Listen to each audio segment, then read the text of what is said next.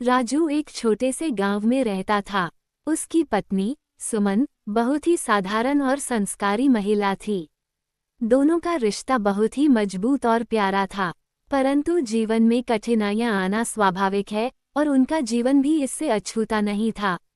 राजू और सुमन की एक छोटी सी बेटी थी जिसका नाम पायल था। पायल का स्वभाव बहुत ही चंचल और मृदुल था। वो हमेशा खुश रहती थी और उसके चेहरे की मुस्कान देखकर हर कोई प्रसन्न हो जाता था। एक दिन गांव में एक व्यापार मेला लगा। राजू ने सोचा कि वह अपनी छोटी सी दुकान में कुछ नया सामान लाकर बेचेगा। उसने सुमन से इस बारे में चर्चा की। सुमन ने तुरंत समर्थन किया और कहा, आप जो भी करेंगे वो सही होगा। मैं हमेशा आपके साथ हूँ। राजू ने कुछ उधार लेकर नया सामान खरीदा और मेले में अपनी दुकान सजाई।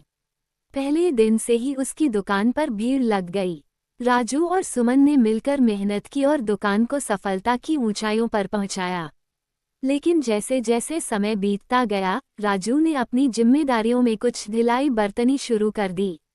वह सुमन के साथ कम समय बिताने लगा और अपने दोस्तों के साथ अधिक समय बिताने लगा।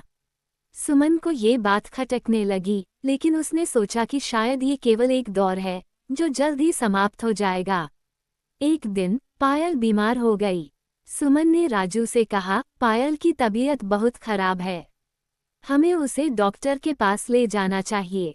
राजू ने अनमने मन से कहा, तुम ले जाओ, मेरे पास समय नहीं है। सुमन का दिल टूट गया, लेकिन उसने हार नहीं मानी। उसने पायल को डॉक्टर के पास ले जाकर उसका इलाज करवाया। धीरे धीरे पायल ठीक हो गई, लेकिन सुमन के मन में राजू के प्रति अविश्वास बढ़ने लगा। कुछ समय बाद गांव में एक बड़ा त्योहार आया। सुमन ने सोचा कि यह अच्छा अवसर है कि वो और राजू कुछ समय एक साथ बिता सकें। उसने राजू से कहा, चलो हम त्योहार मनाने चलते हैं। राजू ने मना कर दिया और कहा, मेरे पास समय नहीं है, तुम पायल के साथ चली जाओ। सुमन ने आंखों में आंसू भरकर कहा, क्या तुम्हें हमारी कोई परवाह नहीं है? राजू को सुमन की बात सुनकर झटका लगा। उसने महसूस किया कि वह अपनी जिम्मेदारियों से भाग रहा है और अपने परिवार को अनदेखा कर रहा है।